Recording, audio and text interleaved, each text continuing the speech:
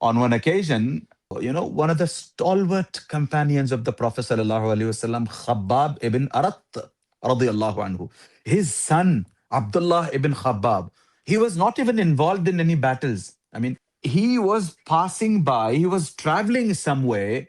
He happened to pass by where the Khawarij were residing, where the Khawarij were camping, or their areas or their township, so to say. So when Abdullah ibn Khabbab was passing by that township together with his wife, and remember, his wife here was 9 months pregnant. When they were passing by like this, the Kharijites intercepted these two, and asked Abdullah ibn Khabbab a couple of questions.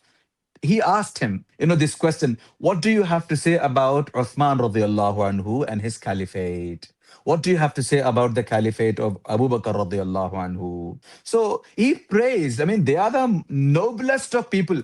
After the messengers and prophets, the best man that walked on the face of the earth is Abu Bakr radiallahu anhu, which is why he was made the first caliph.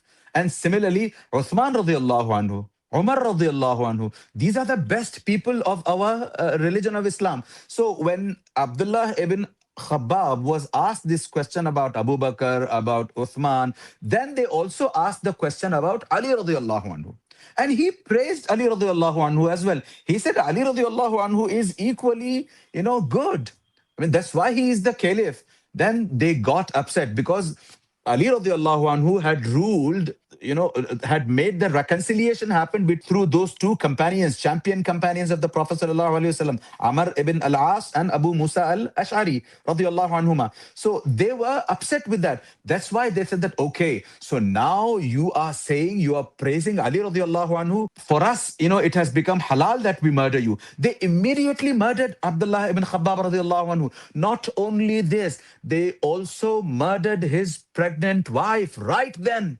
And not only this, look at the barbaric nature here. Not only did they murder the two, they also slit open the womb of the wife of Abdullah ibn Khabbab.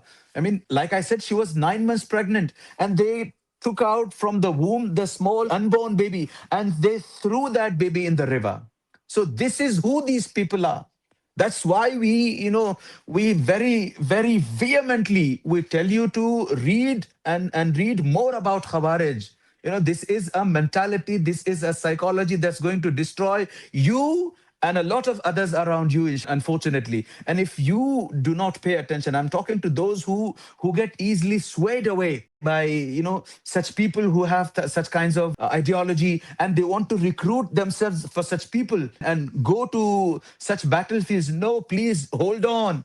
Try and understand the religion of Islam. Islam needs you to be alive. Islam needs you to be able to live and propagate Islam through your best conduct, not like, you blow yourself away and malign the image and the religion of Islam. Not like that. The Islam, doesn't appreciate it at all. And you are going to not only commit a kind of atrocity that you would if you follow in the steps of the Kharijites, but also you're going to ruin your akhirah. You're going to be eternally, residing in the hellfire. وَمَنْ يَقْتُلْ مُؤْمِنًا مُتَعَمِّدًا فَجَزَاؤُهُ جَهَنَّمْ خَالِدًا فِيهَا وَغَضِبَ اللَّهُ عَلَيْهِ وَلَعَنَهُ وَأَعَدَّ لَهُ عَذَابًا عَظِيمًا. 5 punishments are, in waiting for those who do acts like those, that they blow people away, that they blow themselves away, or they shoot people, mass shootings, etc. This is absolute absurd, and Islam does not appreciate it at all.